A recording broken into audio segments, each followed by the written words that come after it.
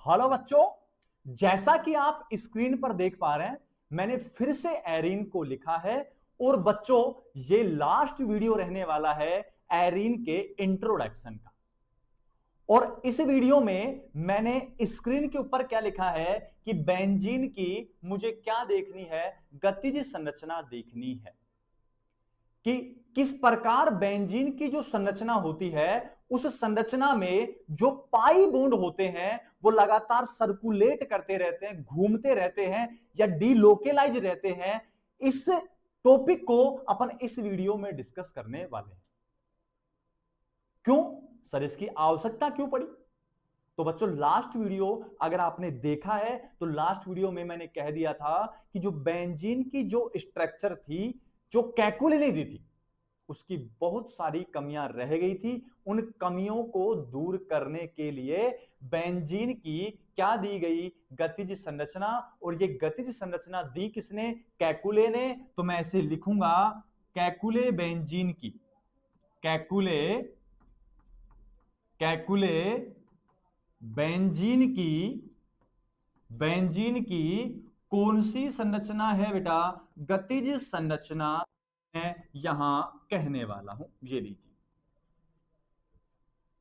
क्योंकि अभी तक जो डिस्कवर हुई है वो कैकुले बेंजीन अपने पास चलती आ रही थी। क्लियर यहां तक की बात? तो बच्चों, आप जानते हैं मैं हूं प्रेम, और वासुदेव एजुकेशन में एक बार फिर से आपका स्वागत है। अगर आप चैनल पर नए हैं तो सबसे पहले हमारे चैनल को सब्सक्राइब कर लीजिए और बेल आइकन को प्रेस कर लीजिए, ताकि आने वाली वीडियो की इंफॉर्मेशन सबसे पहले आपको मिल जाए। और साथ के साथ ना, हम आपको बहुत सारी नॉलेज वाली चीजें भी देने वाले हैं, जो आपको वीडियो के बीच बीच में मिलने वाली है। तो उसके लिए आपको क्या करना होगा, वीडियो को पूरा देखना होगा। तो आओ बच्चों, अपन डिस्कस करते हैं बेंजीन की गति संरचना या कैकुले बेंजीन की गति संरचना को। अब इसकी आवश्यकता क्यों पड़ी? कैकुले की जो फर्स्ट कमी थी, कैकुले की क्या थी बेटा? फर्स्ट कमी। उस फर्स्ट कमी को दूर करना था कैकुले को। और मैंने एक बात कही थी ना कि कैकुले बहुत अच्छा इंसान है कि खुद की कमी को खुद दूर कर रहा है। ये बहुत बड़ी बात है कैकुले के लिए। और यही काम अगर आप अपने जीवन में उतार लें तो बहुत बड़ी बात हो जाएगी कि खुद की कमियों को अपन खुद दूर कर रहे हैं। ये दुनिया की सबसे बड़ी बात रहने वाली है।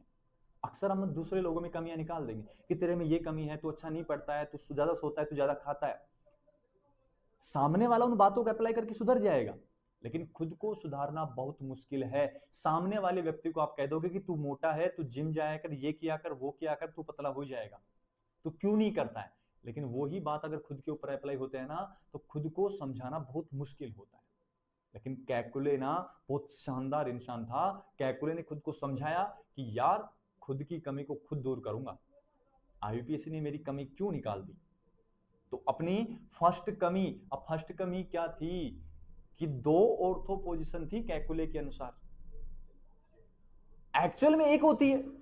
तो कैकुले के ये बात ना दिमाग में घर कर गई कि यार, 2 ऑर्थो मेरे अनुसार एक्चुअल में वो एक कह रहे हैं, तो एक्चुअल में एक साबित करके दिखा दूंगा मैं। कैकुले से रहा नहीं जा रहा था। काफी समय बीता, धीरे धीरे समय व्यतीत हुआ, तो एक रात ना कैकुले सो रहा था। और जैसे सो रहा था ना, तो कैकुले के सपने में एक सांप आ गया। अब सर, ये सांप कहां? क्या सर केमिस्ट्री, कहां सांप सर? ये रियल इंसिडेंट रहने वाला है कैकुले का, जिससे वो समझाएगा कि गति संरचना क्या होती है। तो कैकुले सो रहा था, आराम से सो रहा था। सोते सोते उसके सपने में सांप आ गया। और सांप जैसे आया ना, तो सांप ने एक कारनामा वहां किया कि सांप ने अपनी ही पूंछ को काट लिया। तो ये सांप का मुंह, ये सांप की पूंछ। तो सांप ने क्या किया, अपनी ही पूंछ को काट लिया, तो एक गोला बन गया। कैकुले के दिमाग में आइडिया आ गया कि बेंजीन में जो 3 पाई बंद हैं, वो भी लगातार गोला बनाते हैं, मतलब घूमते रहते हैं। और इससे कैकुले ने क्या दे दी, गति संरचना। तो कैकुले ने क्या कहा? कैकुले ने अपनी प्रथम कमी को दूर करने के लिए ये कहा कि ये जो डबल बॉन्ड है, ये डबल बॉन्ड स्थिर नहीं रहते हैं। ये डबल बॉन्ड स्थिर नहीं रहते हैं। ये डबल बॉन्ड कौन से साम्य में रहते हैं? गतिज साम्य में रहते हैं, और जब गतिज साम्य में रहते हैं तो ये चेंज होते रहते हैं कुछ इस प्रकार।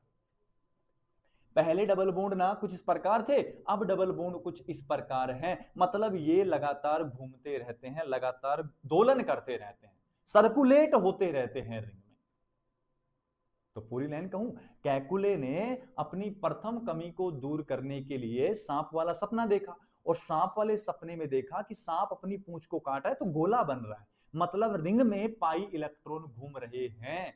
तो कैकुले ने कहा कि ये पाई बॉन्ड स्थिर नहीं होते हैं, ये लगातार तीव्र गति से बहुत फास्टली ये रिंग में क्या करते रहते हैं, रोटेट करते रहते हैं, और जब रोटेट करते रहते हैं तो ये एक दूसरे के साथ डायनामिक इक्विलिब्रियम में रहते हैं, गतिज साम्य में रहने वाले हैं।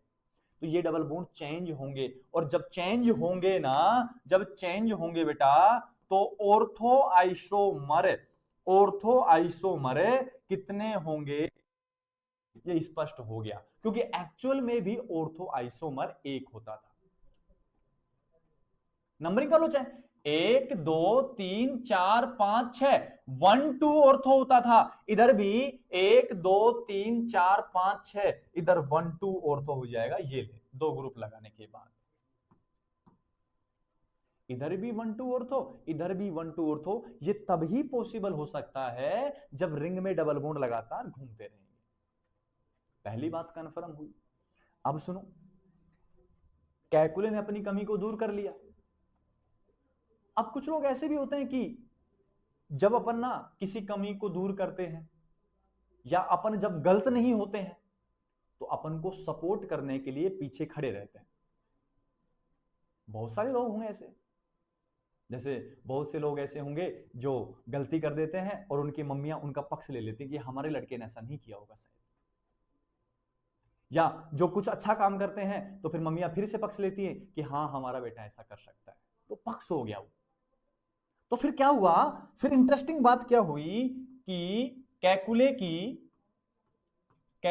की और कैकुले की कौन सी संरचना की बात कर रहा हूं, कैकुले की गतिज संरचना के पक्ष में क्या मिले, परमाणु मिले। मतलब इनके पक्ष में आके कोई खड़ा हो गया भाई, अब इनके पक्ष में कोई आके खड़ा हो गया कि कैकुले जो कह रहा है ना कि डबल बॉन्ड घूमते हैं, तो वो बिल्कुल घूमते हैं। क्लियर है बात।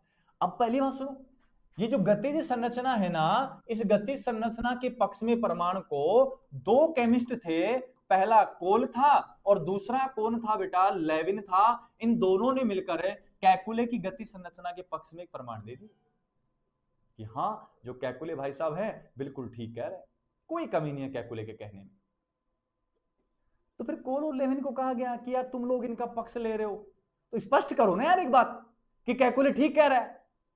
ये भी फिर कम नहीं थे, बोले कि लो स्पष्ट कर देंगे, बोले कर दो स्पष्ट। तो उन्होंने क्या किया, इन्होंने लिया बेटा ये लीजिए, यहां लिया CH3 और यहां लिया CH3 और इसको नाम दिया, या इसका नाम होता है ऑर्थोजाइलिन। क्लियर यहां तक की बात। और इन्होंने एक बात कही कि कैकुले बिल्कुल ठीक कह रहा है, कैकुले कह रहा है कि जो बेंजीन वाले होती है ना, ये क्या होती है, गतिज साम्य में होती है, और जब गति साम्य में होती है तो यहां कुछ इस प्रकार की स्ट्रक्चर बन के आती है। ये लीजिए, ये लो CH3 और यहां भी CH3। तो बेटा अगर आपने गौर किया हो ना, अगर आपने अच्छे से देखा हो ना, तो मैंने CH3 को चेंज नहीं किया है, मैंने रिंग में जो पाई बॉन्ड थे उनको चेंज किया है और कह दिया कि ये किसमें है, गतिज साम्य में है। बेंजीन वाले के डबल बॉन्ड गतिज साम्य में है, डायनामिक इक्विलिब्रियम में। सर ये इसका नाम भी बेटा क्या रहने वाला है, ऑर्थोजाइलिन। सर ये कौन सा पक्ष में परमाणु हो गया, नहीं बेटा आगे आएगा, समझ बात को। अब एक बात बता बेटा मुझे कि यहां बॉन्ड कितने हैं, पाई 3, तो 3 मोल ओजोन के साथ रिएक्शन करवा। और मैंने कहा था O3 जो होता है ना, वो कार्बन कार्बन डबल बॉन्ड के साथ क्या करता है, जुड़ता है। तो जोड़ो फिर उसको, जैसे आप उसको जोड़ोगे तो बेटा मेरा मानना ऐसा है, देखो ये तो रहा आपका कौन CH3 और ये आपका कौन है CH3। जहां जहां डबल बॉन्ड है वहां जोड़, यहां डबल बॉन्ड है ऑक्सीजन ऑक्सीजन और ये ले, यहां है ऑक्सीजन ऑक्सीजन ये ले, और थोड़ा सा इसको छोटा कर देता हूं बेटा कि यहां है ऑक्सीजन ऑक्सीजन जुड़ गया ऑक्सीजन। ठीक है, यहां तक सेम बात यहां करवा बेटा, सेम बात यहां करवा, 3 मोल ओजोन ला, 3 क्यों, 3 पाई बॉन्ड है, और जब 3 मोल ओजोन लाएगा तो फिर से रिएक्शन शो करवा, यहां कौन है CH3 ये ले, CH3 यहां कौन है CH3। अब डबल बॉन्ड इन कार्बन के बीच है ना, तो यहां लिखना ऑक्सीजन ऑक्सीजन ऑक्सीजन, यहां लिख ऑक्सीजन ऑक्सीजन और ऑक्सीजन, यहां लिख बेटा ऑक्सीजन ऑक्सीजन और ऑक्सीजन। सर ये तो हम कर सकते हैं। इसके बाद इसकी रिएक्शन करवा बेटा जिंक H2O के साथ, और जिंक H2O यहां इस बेंजीन ट्राइओजोनोइड का हाइड्रोलिसिस करने वाला है, और जब ये दोनों आ जाते हैं ना बेटा O3 अपोन में Zn और क्या आ जाता है H2O, तो इस कंडीशन को आपको याद रखना है, ओजोनोलिसिस कहते हैं, ओजोनी अपघटन कहते हैं इसको। क्लियर यहां तक की बात। अभी अपघटन कैसे करवाते हैं उसको बेटा आपको सीखना है, और फिर जो बनेगा उसके आधार पर प्रमाण दे देंगे पक्ष में। अब क्या करना है, जिंक H2O है, ये ओजोनोलाइसिस करने आया, तो बेटा मेरा मानना ऐसा है कि जो ब्रिज होता है ना, ब्रिज, उसका काम होता है एक किनारे को दूसरे किनारे से जोड़ना, मतलब दो किनारों को जोड़ने वाला या दो एटम को जोड़ने वाला ब्रिज होता है। तो देखो ये ऑक्सीजन इसको जोड़ रहा है, इसको जोड़ रहा है, भाई एक किनारा ये एक किनारे दोनों इससे जुड़ रहे हैं, तो ये ब्रिज ऑक्सीजन है। तो ये ऑक्सीजन है, कौन सी ऑक्सीजन है बेटा, ये ऑक्सीजन रहने वाली है ब्रिज ऑक्सीजन ये। और जो ब्रिज ऑक्सीजन है ना उसको जिंक H2O अपने साथ लेके जाएगा, नहीं माने ये तो लेके जाएगा बेटा। ठीक है यहां तक। अब ओजोनोलाइसिस कैसे को सुनो, ब्रिज वाले को ये ले जाएगा जिंक H2O, ठीक है, इस ब्रिज वाले को ये लेके जाएगा, इस ब्रिज वाले को भी ये लेके जाएगा। तो ओजोनोलाइसिस कैसे होगा, ध्यान समझ, ट्रिक समझ, दो ऑक्सीजन को एक साथ रख ले, ब्रिज को छोड़, दो ऑक्सीजन को एक साथ रख, तो बेटा यहां से देख, इमेज करना, ये ले, मैंने कितनी ऑक्सीजन साथ रखी है, 2, इधर देख बेटा, ये ले, मैंने 2 ऑक्सीजन साथ रखी है, देख बेटा अच्छे से, मैंने 2 ऑक्सीजन साथ रखी है ये। तो मैंने ब्रिज को छोड़ा, ब्रिज को छोड़ा, ब्रिज को छोड़ा, ब्रिज ऑक्सीजन को जिंक H2 बाहर लेके चला गया, और क्या बना लेगा, जिंक H2 को ऑक्सीजन मिलेगी तो H2O2 बना लेगा, माइनस हो गया, बाहर हो गया। अब क्या होगा वो समझो, फिर यहां से लिखूंगा सबसे पहले बेटा CH3 जुड़ा किससे है, कार्बन से, तो कार्बन के साथ कौन है, ऑक्सीजन, और जहां ऑक्सीजन आए डबल बॉन्ड के साथ जोड़ दो आप, तो डबल बॉन्ड ऑक्सीजन। अब सुनो फिर से कह रहा हूं, CH3 कार्बन जुड़ा ऑक्सीजन से, अब ये कार्बन किससे जुड़ा, कार्बन से, ठीक है यहां तक। अब ये कार्बन जुड़ा किससे, डबल बॉन्ड के साथ, फिर ऑक्सीजन, और फिर क्या लिखा है CH3। अब मैं एक बात बोलूंगा बेटा आपको, मैं क्या कहूंगा बात को समझना है, कि जब भी दो कार्बोनिल ग्रुप एक साथ अटैच हो जाए, ये कार्बोनिल ग्रुप दोनों एक दूसरे से सीधे जुड़ जाएं, तो उसको कहते हैं ग्लाइओक्जेल। तो सुन बेटा, ये कार्बोनिल एक साथ जुड़े हैं तो इसका ग्लाइओक्जेल नाम। लेकिन यार कितने मैथिल हैं, 2, और 2 मैथिल हैं, तो पूरा नाम लिखूंगा बेटा डाई मैथिल लिखूंगा मैं, डाई मैथिल, ये लीजिए, ठीक है। अब इधर आ जाओ नीचे की ओर, यहां कौन है बेटा, कार्बन प्लस, यहां कौन है, कार्बन के साथ कौन है, साथ ऑक्सीजन, इस कार्बन की बॉन्ड 1 2 3, और 3 रहते हैं तब एक क्या भी होता है बेटा, हाइड्रोजन भी होता है। नीचे लिखता हूं, उसको दिख नहीं रहा है, ये लीजिए, ये लीजिए। अब यहां सुनो, कार्बन था, एक हाइड्रोजन था, ऑक्सीजन था, कार्बन एक हाइड्रोजन ऑक्सीजन, नीचे जुड़ा किसके साथ, कार्बन के साथ, कार्बन के पास हाइड्रोजन, डबल बॉन्ड ऑक्सीजन। अब दो कार्बोनिल ग्रुप एक साथ अटैच हैं तो इसका नाम होता है बेटा ग्लाइओक्जेल। क्या नाम होता है इसका? ग्लाइओक्जेल नाम होता है। लिख दिया वो भी मैंने, कौन सी आफत आ रही थी। क्लियर है? ऊपर सुनो बेटा, ऑक्सीजन, यहां कार्बन है, हाइड्रोजन, ऑक्सीजन, हाइड्रोजन, कार्बन, एक hydrogen, oxygen, carbon, hydrogen, oxygen. अरे यहां तीन तीन बॉन्ड बन रहे हैं, तब एक एक हाइड्रोजन बोल रहा हूं। तो ग्लाइओक्जेल कितने मोल? ये ऊपर वाले का काम हो गया। अब नीचे वाले का फिर से हाइड्रोलिसिस करवा लेना, जिंक H2O। सुन बेटा, सुन क्या कहा था मैंने, ट्रिक क्या बताई थी तुझे अगर याद हो तो, कि ब्रिज वाली को छोड़ना है, ये लेके चला जाएगा, बाकी दो दो ऑक्सीजन एक साथ रख लो। ये लो, रख लिया। दो ऑक्सीजन इधर साथ रख लो, रख लिया। दो ऑक्सीजन इधर साथ कर रख लो, रख लिया। अब मर्जिया जहां से बना लो, आप मर्जिया जहां से बनाओ, यहां से बनाओ एक बार। यहां से क्या लिखा है? CH3, ये लो। फिर कौन है? कार्बन, कार्बन के साथ ऑक्सीजन, डबल बॉन्ड के साथ जुड़नी हमेशा। फिर कौन है? कार्बन, कार्बन के साथ कौन है? Oxygen, double bond O। इस कार्बन के पास ना एक हाइड्रोजन भी है, ये लो, प्लस। इधर जोड़, CH3, ये रहा। फिर कौन है? कार्बन, कार्बन के साथ कौन है? ऑक्सीजन, ये रहा। कार्बन जुड़ा किससे? कार्बन से, ये रहा। कार्बन के पास कौन है? ऑक्सीजन, ये रही। और यहां एक हाइड्रोजन है तो ये रहा। कितने मोल बने ऐसे? 2। अब इसका नाम क्या? इसका ग्लाइओक्जेल है। इसका नाम भी ग्लाइओक्जेल है, लेकिन एक मैथिल आया है तो नाम क्या बना? मैथिल ग्लाइओक्जेल प्लस। ऊपर सोच बेटा, ऊपर इधर सोच। अब ऑक्सीजन, यहां कार्बन, हाइड्रोजन, ऑक्सीजन, और कार्बन, हाइड्रोजन, ऑक्सीजन, तो ऐसे बना है C डबल बॉन्ड O और CH डबल बॉन्ड O, और इसका नाम क्या होता है? ग्लाइओक्जेल नाम होता है। ये कहानी आपके पास रहने वाली। ठीक है यहां तक की बात। अब जो मैं कॉन्सेप्ट समझा रहा हूं उसको समझो।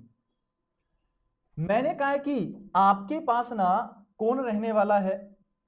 ऑर्थोजाइलिन। ऑर्थोजाइलिन में बेंजीन वाला क्या है? गतिज साम्य में। गतिज साम्य में है तो डबल बॉन्ड चेंज हो गए। फिर यहां निर्माण क्या हुआ? जब डबल बॉन्ड कुछ इस प्रकार थे और ओजोन जुड़ा तो आपके पास क्या बना बेटा? बना, और ग्लाइकोजेल बना। जब नीचे डबल बॉन्ड चेंज किए तो ओजोन भी चेंज हुआ। अब ओजोन यहां यहां यहां जुड़ा है, जहां डबल बॉन्ड वहीं जुड़ेगा। फिर यहां जब ओजोन लाइसिस करवाया तो मैथिल ग्लाइओक्जेल के 2 मोल बने और यहां ग्लाइओक्जेल का 1 मोल बना। तो टोटल बात करो, टोटल बात करो, ग्लाइओक्जेल 2, ग्लाइओक्जेल 1। ग्लाइओक्जेल कितने बने बेटा? इधर लिखता हूं 3 बने हैं। मैथिल ग्लाइओक्जेल, मैथिल ग्लाइओक्जेल 2 बने हैं, रेशियो देख 2। और डाई मैथिल ग्लाइकोजेल 1 बना है, ये ले फिर रेशियो, ये काम का है बेटा, ये ले। अब मैं क्या कह रहा हूं वो सुन, इमेज कर। अगर ऑर्थोजाइलिन में बेंजीन रिंग के डबल बॉन्ड नहीं घूमते तो केवल क्या मिलता तुझे? इस स्ट्रक्चर से केवल क्या मिलता तुझे? 2 मोल ग्लाइओक्जेल के और 1 मोल डाई मैथिल ग्लाइओक्जेल का। दूसरी बात इमेज कर, अगर ये डबल बॉन्ड नहीं घूमते तो मान लो ये संरचना बन रही है, तो ये नहीं बना सकती शायद। ये अकेली संरचना केवल क्या बना सकती है? 2 मोल मैथिल ग्लाइकोजेल और 1 मोल ग्लाइकोजेल। ये रेशियो कब प्राप्त होगा? ये अनुपात जब प्राप्त होगा 3:2:1 तब प्राप्त होगा बेटा, जब दोनों ऑर्थोजाइलिन एक दूसरे के गतिज साम्य में रहेंगी। इस अकेली से ऊपर वाला मिलेगा, नीचे वाली से नीचे वाला मिलेगा, लेकिन ये दोनों गतिज साम्य में हैं तो मुझे कंफर्म पता है कि अब मुझे यहां 3:2:1 मिलने वाला है। मतलब ग्लाइकोजेल, मैथिल ग्लाइकोजेल और डाई मैथिल ग्लाइकोजेल के बनने का जो अनुपात है वो रहेगा 3:2:1। और ये तभी संभव है जब ये दोनों वलय आपस में एक दूसरे में इंटर कन्वर्ट होती रहेंगी, उसके अलावा कभी पॉसिबल नहीं है। अगर ये संरचना रहती है तो ऊपर वाला मिलता है, नीचे वाली रहती है तो नीचे वाला मिलता है। ये दोनों जब मिल सकते हैं जब ये दोनों किस में रहेंगी? गतिज साम्य में रहेंगी। ये प्रमाण दे दिया गया कैकुले के पक्ष में। किसने दिया? कोल और लेविन ने। क्लियर यहां तक की बात? जल्दी से इसका स्क्रीनशॉट लो, फिर आगे चलते हैं।